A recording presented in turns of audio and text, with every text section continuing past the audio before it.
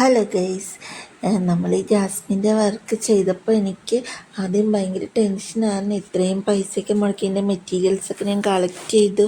പക്ഷെ ഇപ്പം ഞാൻ ഭയങ്കര കോൺഫിഡൻസ് ആണ് കേട്ടോ. എനിക്ക് ഓർഡറുകൾ വന്നു തുടങ്ങി. എനിക്കതിൽ ഭയങ്കര സന്തോഷമുണ്ട്. ഭയങ്കര ഹാർഡ് വർക്കാണ്. ഇതിൻ്റെ പിന്നിൽ ഭയങ്കര എഫേർട്ടുണ്ട്. നമ്മൾ നന്നായിട്ട് ഇതിൻ്റെ ഒപ്പം ഇരിക്കണമെങ്കിൽ മാത്രമേ നമുക്കിത് ചെയ്യാൻ പറ്റുള്ളൂ. അതുകൊണ്ട് തന്നെ ഇതിൻ്റെ മെറ്റീരിയൽസിന് റേറ്റ് ഉണ്ട്. ഇതിന് ചെയ്യുന്നതിന് നമ്മൾ ഒത്തിരി നമ്മുടെ ടൈം ഇൻവെസ്റ്റ് ചെയ്തിട്ടാണ് നമ്മളിത് ചെയ്യുന്നത്. അപ്പോൾ അതുകൊണ്ട് തന്നെ ഇതിന് അത്യാവശ്യം നല്ല റേറ്റ് ഉണ്ട്. ഇത് റേറ്റ് കുറക്കാനായിട്ട് ആരും ചോദിക്കരുത്. കാരണം ഇത് റേറ്റ് കുറച്ചാൽ നമുക്ക് ഒരു പ്രയോജനമില്ല. നമ്മളൊരു വർക്ക് ചെയ്യുമ്പോൾ നമുക്ക് എന്തെങ്കിലും കിട്ടണമല്ലോ. പിന്നെന്താ, ഞാനിത് ചെയ്യുമ്പോൾ പലരും എന്നോട് ചോദിച്ചു ഇപ്പം ഇതും ഉണ്ടോയെന്ന്. ഇതുണ്ട്. കാരണം എന്താണെന്ന് വെച്ച് കഴിഞ്ഞാൽ നിങ്ങൾ ആലോചിക്കേണ്ട ഒരു കാര്യമുണ്ട്. ഒരു ഹസ്ബൻഡ് മരിച്ച ഒരു സ്ത്രീ, അത് പ്രത്യേകിച്ച് ഒരു ഭിന്നശേഷിക്കാരി കൂടി ആകുമ്പോൾ കുടുംബം മുന്നോട്ട് കൊണ്ടുപോകാൻ ഭയങ്കര സ്ട്രഗിളാണ്.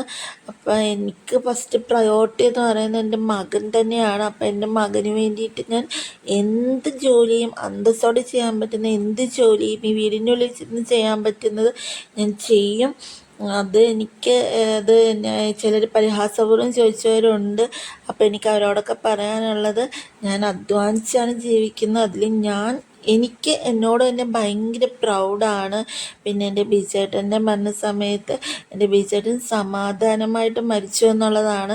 കാരണം പുള്ളിക്ക് അറിയാമായിരുന്നു പുള്ളിയുടെ മകനെ ഞാൻ ഏറ്റവും നല്ല രീതിയിൽ നോക്കും, ഞാൻ അധ്വാനിച്ച് തന്നെ നോക്കുമെന്നും ബിജേട്ടന് ഉറപ്പായിരുന്നു.